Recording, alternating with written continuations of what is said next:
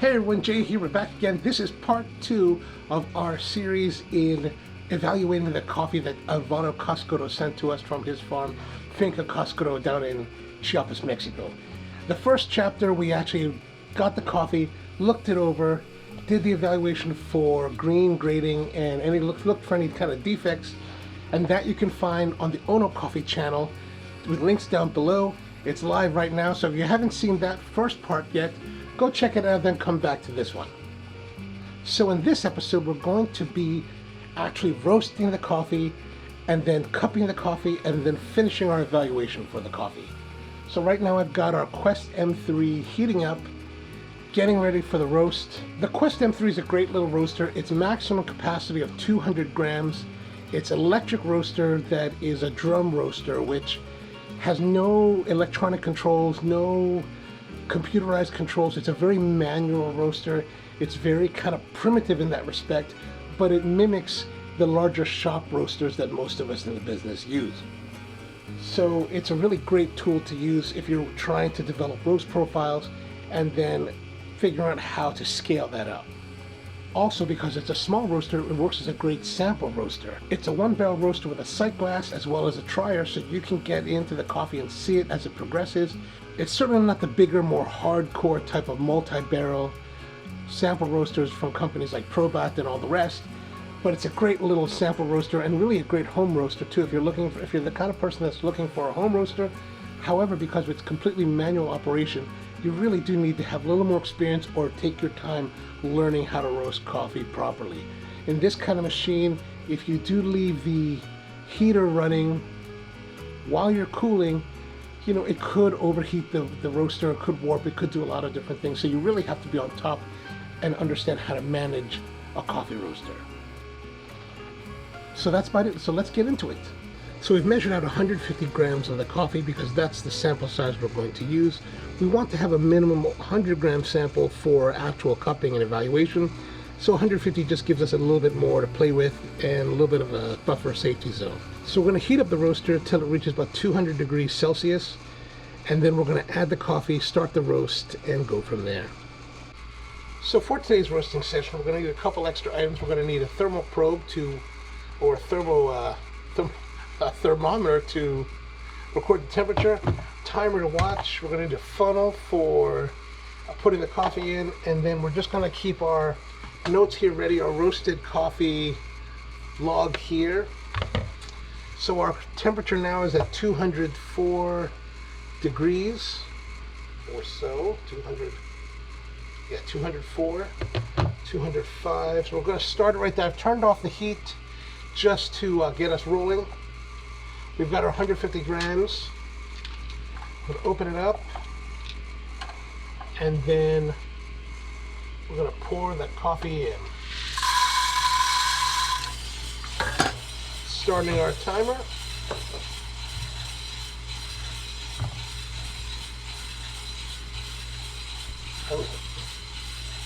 So 1:30.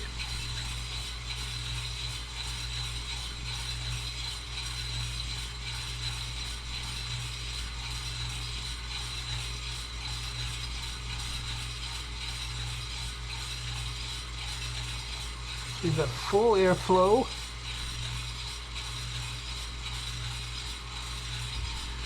So we're going to watch the temperature. It's coming down. And once we reach the lowest point on the curve here, we're going to start to increase the temperature. Actually, we're going to turn on the amperage and start it coming back. So we started at 205, and now we're down to 115, 114, 113, 112. So the drop is slowing down, so we're reaching that equilibrium point. 108, 107, slowing down. 106, 107, 106. All right, 105. So we're really, really slowing down. Now I'm going to bring the amperage back on, get the heat back on there. I'm going to bring it about half power.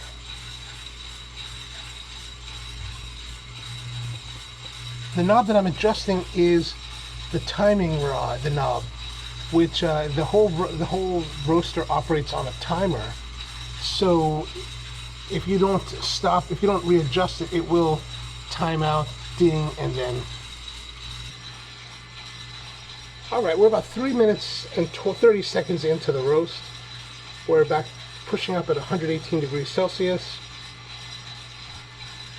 And if we do our trying, we're still in the drying phase. We're probably going to have a little bit longer of a drying phase because the coffee, as we know, is already at about 12.1% humidity. So that's going to mean that we're going to have a little bit longer of a drying phase. I'm going to pump it up a little bit more, about 3/4 of power. One of the problems with roasting in a space such as this is the exhaust. You know, there is emissions that are coming from the roasting of the coffee. We don't normally roast in this room here. Normally we actually roast in the larger roasting space where the bigger roaster is. That's a lot more open ventilated to outside. Here we do have some exhaust fans, so we can roast inside if we absolutely need to. So we're passing the 5-minute mark. And we're starting to see some yellowing of the coffee.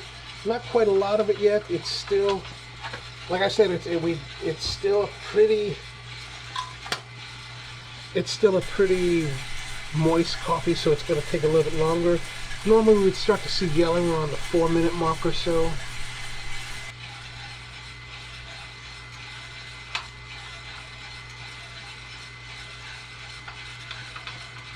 But the drying is coming along nicely. All right, 7 minutes now. Let's see how we're doing. So we're definitely well into the yellowing. Now we've reached the phase of yellow. Got some nice grassy, some hay, more of a hay kind of aromas coming from the coffee.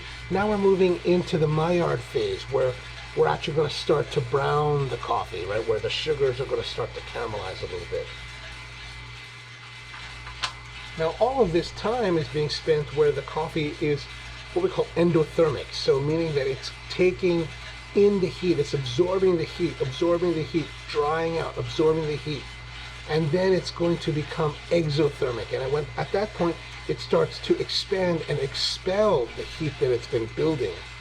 And that's at the time when we have something called first crack. So once it starts to expand, it pops or cracks, and that's our first crack. We're going to stop right around the first crack mark. So we're going to wait for first crack, and then once first crack is done, that'll be the end of our roast.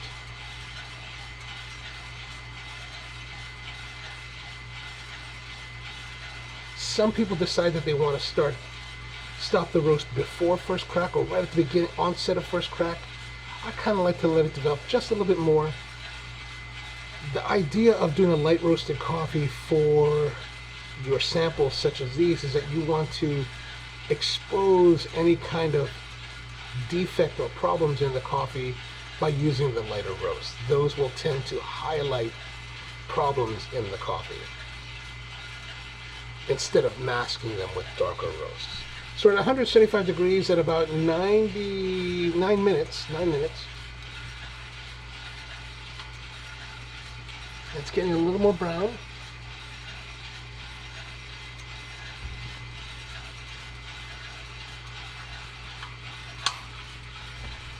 Getting a little bit more toasted notes in the aroma.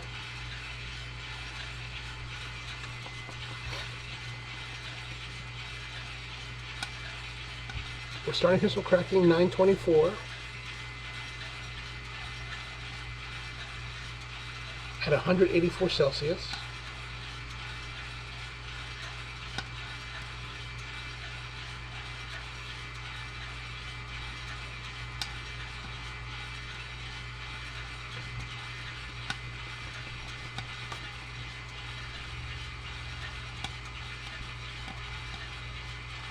If you can hear it, it sounds kind of like popcorn.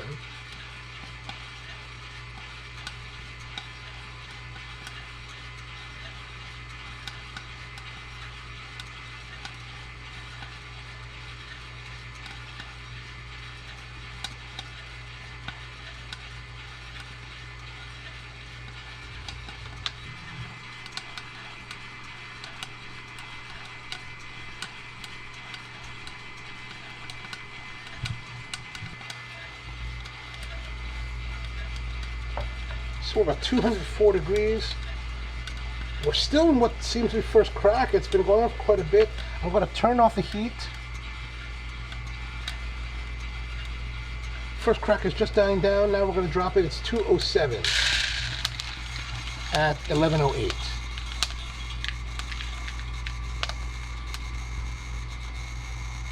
And now, oh, that's supposed to not go in there.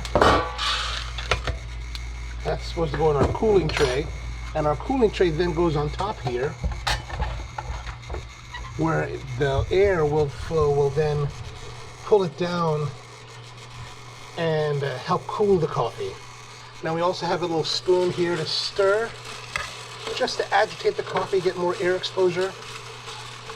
We've also shut off all of the heat to the roaster so that now the drum can take the time to cool. I'm going to leave the drum door open, as well as, oh, not that one, but close that off because that's actually going to do the pull. Got to close all that, do some more stirring, and just wait for the coffee to cool down. So that's basically the way to sample roast the coffee. We've got our coffee finished up at 11:08 roast time, 207 Celsius. We started at 205, so just about the right point, just at the very end of first crack. The coffee looks pretty good. A little bit roasty for a sample roast, maybe a little bit on the roastier side, but that's okay. What you want to do is that whatever roast profile you end up using for your sample roasting, you do want to use that consistently time and time again, so that as you're cupping multiple coffees over time, you can kind of have the same baseline reference. All right, so basically what we're going to do is we're going to now let this cool. I'm going to then bag it up and store it overnight, and then tomorrow, after we've given it a little bit of time for the coffee to rest and relax, then we're going to cup the coffees and see how they taste. So, be back in just a moment.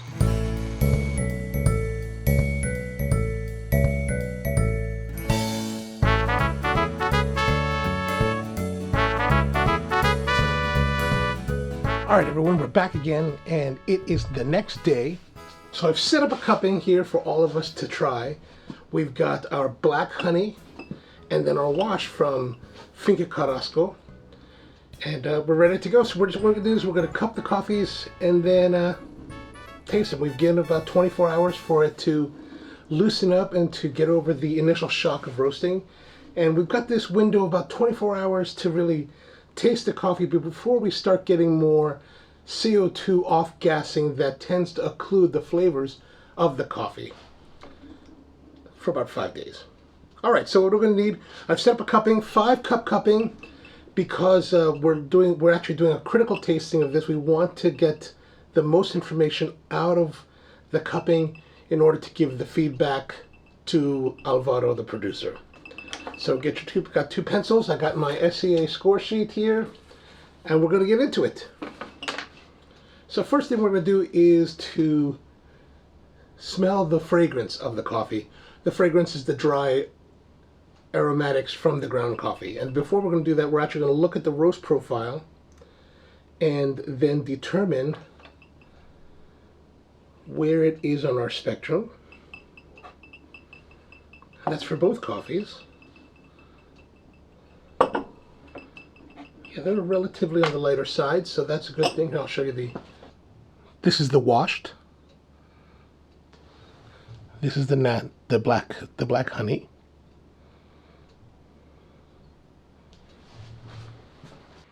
Now, one of the things we've got to do for coffee evaluation is we want to figure out what is the roast degree of each of the coffees. So we're going to take our washed, and typically you could run this through a machine called an Agtron, but they cost quite a bit, and I don't have one of those. So what we use these. These are the SCA Agtron color reference discs.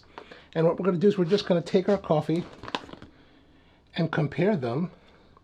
So more or less, that's pretty much the same shade. This is Agtron number 85. So our black honey is an 85. If we compare that to this, actually this looks closer to that.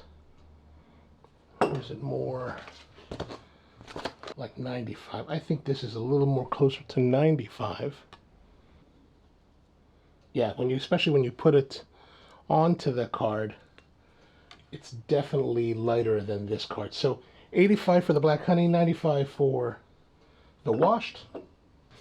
Let's continue. So we're going to smell the fragrance just by picking up. I like to pick up the cup because I'm cupping alone. If you're cupping in a group, you just leave it where it is and you'll just bend over to smell. But since I cup alone for this, I like to pick it up, shake it around a little bit,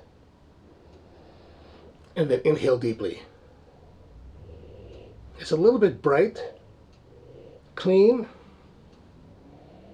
maybe a little bit of citrusy, like light pineapple on the nose. This one, very the same. This one has a little more, maybe like a light tobacco. Now we're going to do our black honey. The aromatics are rather similar.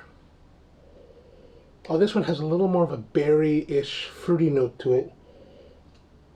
Maybe more of a strawberry. Light strawberry. Plum, maybe plum. Oh, this is definitely more the plum. This is definitely more the plum scale.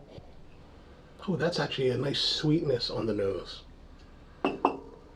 Okay, great. Now we're going to do the aromas, which means we're going to add the hot water to start our process.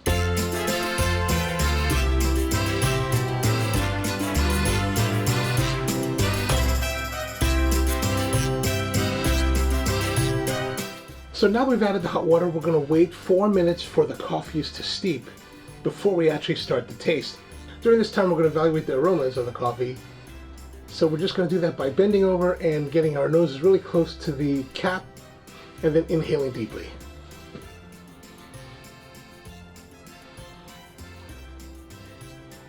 I get these smells of this very warm, earthy, like diatomaceous earth. It's a very comforting, warm feeling. Here, very similar, more warm tones. Nothing too pronounced like sometimes you think with the honeys and natural process you get a lot more of a vibrancy with the nose. This one has very similar warm notes to it. Very comforting. That's the kind of... All right, we passed the 4 minute mark. Now what we're going to do is we're going to take off the cap, and by breaking it first. So we get our cupping spoon, and then what we do is get really down close to the coffee, break the cap with the spoon, and deeply inhale.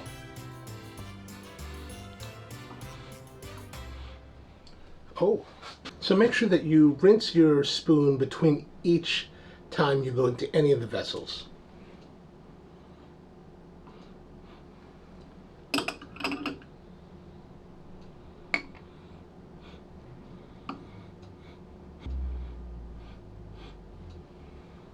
So for the washed coffee, the break is lively and vibrant and really kind of exciting. Now to the black honey.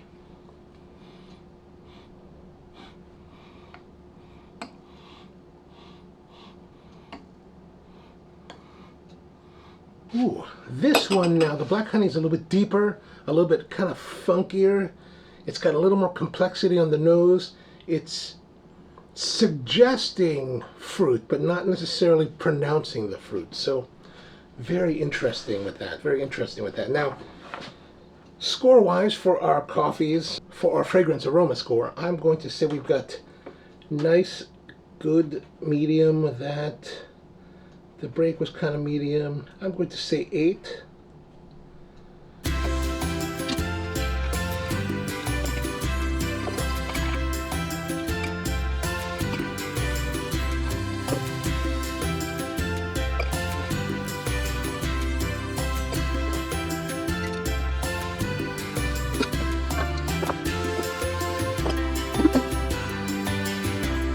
So about 10 minutes have passed, and now the coffee should be cool to the point where we can actually start to taste. And from here it's a matter of just taking a sample of each of the coffees with your spoon, slurping to coat your palate, and then you can swallow or spit or swallow, it's kind of up to you.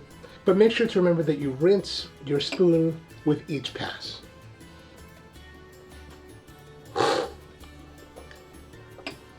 Now, the first one might be a little bit hot, so if it is, don't be afraid to wait longer.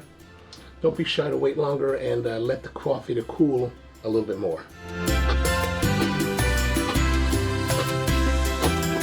So at first pass with the washed coffee, really nice, bright and juicy notes, a lot of citrus, orange, a little nice like orange peel, orange like juice kind of feeling to it.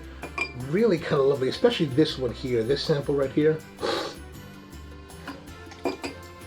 A very distinct orange, maybe a little bit of mandarin, but really, really pleasant, really, really nice and exciting kind of flavor there. I like that. All right, let's continue. Whoa, interesting stuff. So the black honey has really got a different kind of character to it. It's got a lot of the similar kind of a juicy kind of brightness to it. However, by the time you get to this cup, by the time I got to here, this one had a very distinct like Jolly Rancher cherry candy kind of tone to it. That was really quite fascinating. It really kind of started by this second cup with nice kind of like fruity characters to it. But wow, that's interesting. Like, it's not too heavy, it's kind of light, but good round body. Like the body is light, but it's good and filling. Like my palate is fully coated. It's got good flavor. Really, really nice. So let's go back through it again.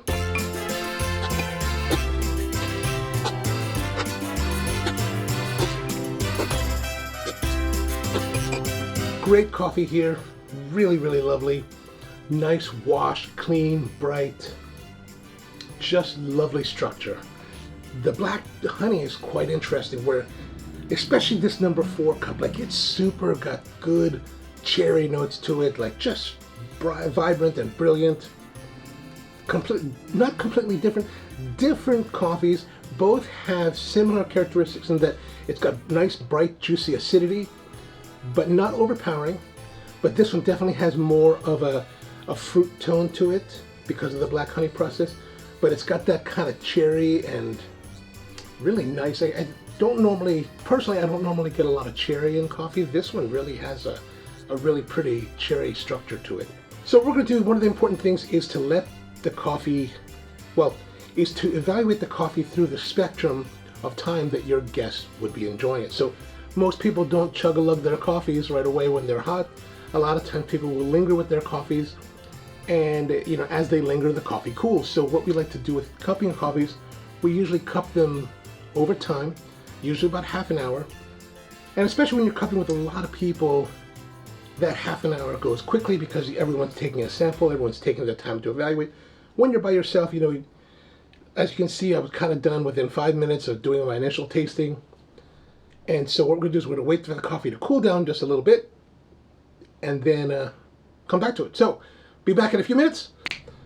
All right, now about 40 minutes have totally elapsed, so we've got a good time here. Everything's cooled down, so let's go through again and see how the coffees have been doing.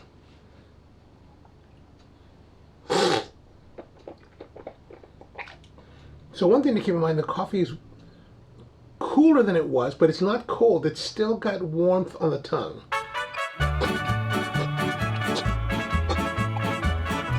So the juiciness and the brightness still remains. It's a little more subdued. Now on the palate, on the finish, there's a dryness to the finish. It's a little bit dry, a little bit rough and dry, but still pleasant to be drinking. Like cup samples 1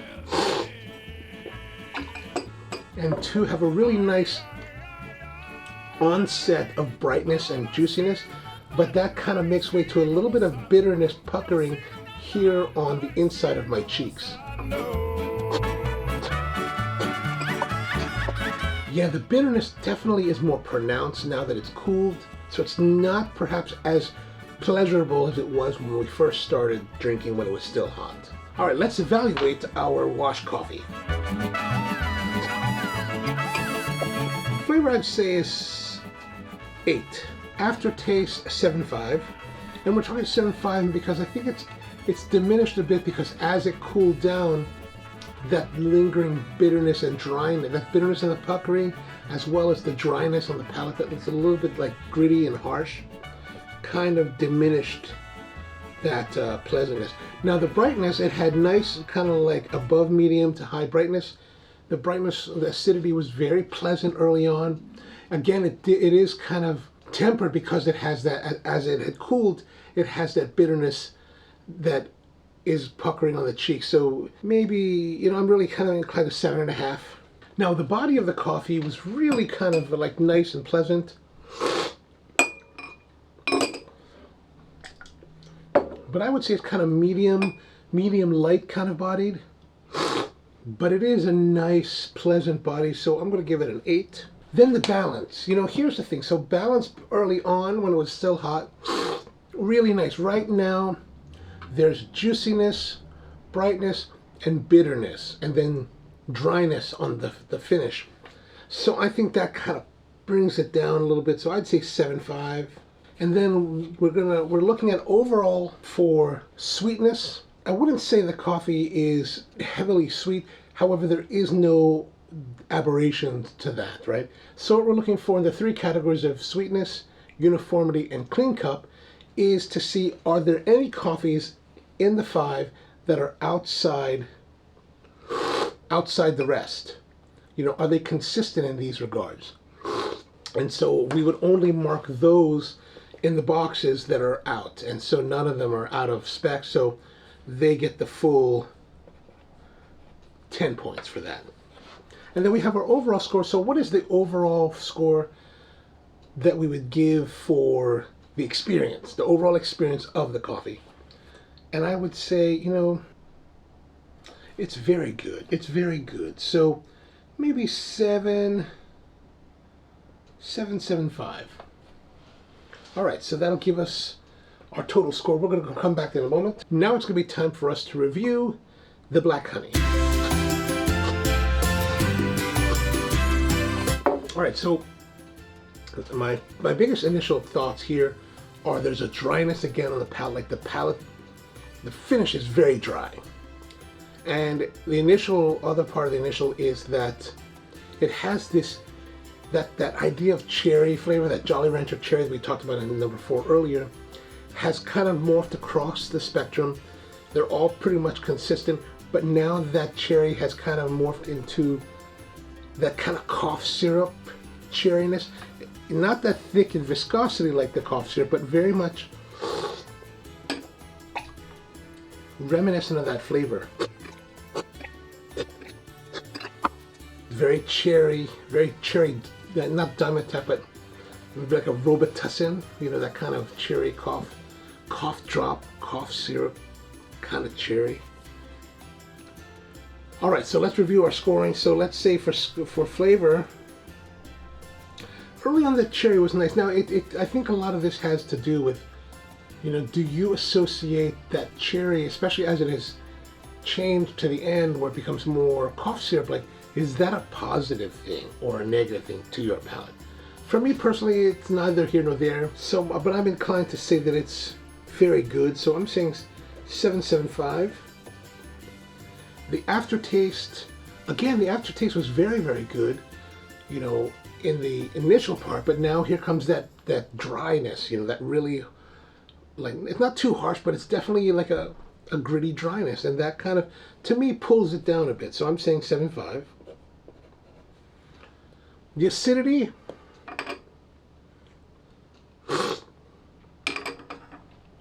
I think was more medium, but it was very pleasant. So I'm going to say that was actually quite really, really nice. I'm going to think that I'm kind of leaning towards 8.5. And then we have our body. I think the body instructor is really, really good. So I'm going to say 8 to that. But it's also kind of a medium body. Balance between the cup.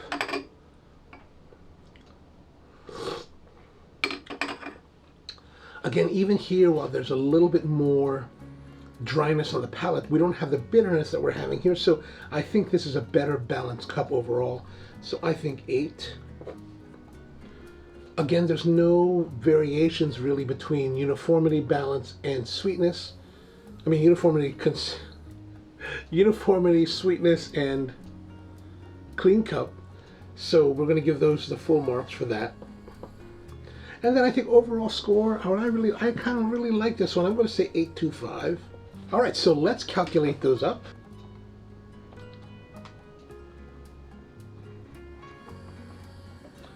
Okay, so now our total scores for the washed coffee is 84.25, and then our total score for the black honey coffee is 86.25.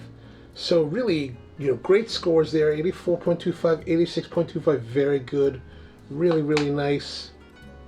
I mean, that's quite enjoyable coffee, I would say. Yeah, so Alvaro, I hope you like the results, and sorry for taking so long to get back to you on all of this. And yeah, and if you're just watching this for the first time, if you haven't seen part one is actually on our sister channel, Onocoffee, here on YouTube. So be sure to check that out. I'll put the links down below so that you can have a direct access to see the first half of it. In that first half, we actually take the coffee, we evaluate the green, and then in this episode, as you've seen, we actually taste it and give our scoring on it. So thanks for watching. Hope you enjoyed this. And if you like this video and you'd like to support the channel, give us a like. That'll be a really pleasant thing to do. And tell your friends to watch as well. Also, if you're in need of coffee, be sure to check out our website, sprocoffee.com, where we've got a lot of great coffees for you for this holiday season and beyond. So do give it a try. Please tune in again. See you next time.